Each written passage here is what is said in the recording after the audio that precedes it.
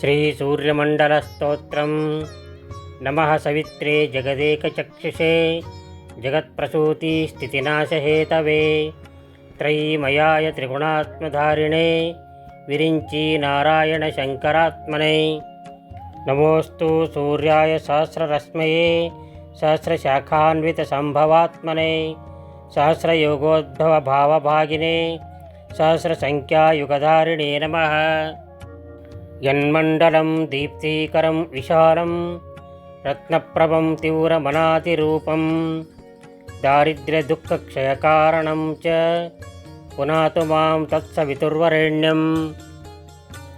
यन्मण्डलं देवगणैः सुपूजितं विप्रैः स्तुतं भावनमुक्तिकोविदं तं देवदेवं प्रणमामि सूर्यं पुनातु मां तत्सवितुर्वरेण्यं। यन्मण्डलं ज्ञानघनं त्वगम्यं त्रैलोक्यपूज्यं त्रिगुणात्मरूपं समस्ततेजोमयदिव्यरूपं पुनातु मां तत्सवितुर्वरेण्यं। यन्मण्डलं गूढमतिप्रबोधं धर्मस्य वृद्धिं कुरुते जनानां यत्सर्वपापक्षयकारणं च पुनातु मां तत्सवितुर्वरेण्यं।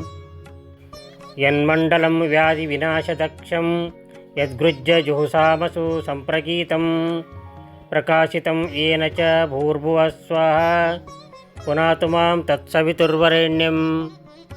यन्मण्डलं वेदविदो वदन्ति गायन्ति यच्चारणसिद्धसङ्घाः यद्योगिनो योगजुषां च सङ्गाः पुनातु मां तत्सवितुर्वरेण्यं।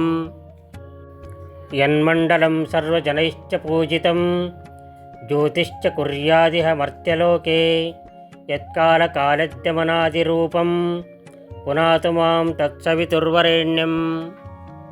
यन्मण्डलं विष्णुचातुर्यमुखाख्यं यदक्षरं पापहरं जनानां यत्कालकल्पक्षयकारणं च पुनातु मां तत्सवितुर्वरेण्यं।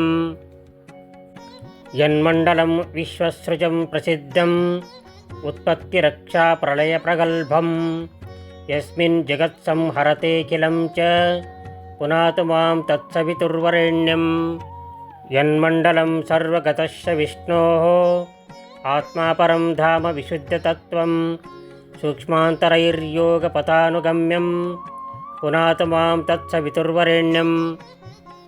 यन्मण्डलं वेदविदोपगीतं यद्योगिना योगपथानुगम्यं तत्सर्ववेद्यं प्रणमामि सूर्यं पुनातु मां तत्सवितुर्वरेण्यं।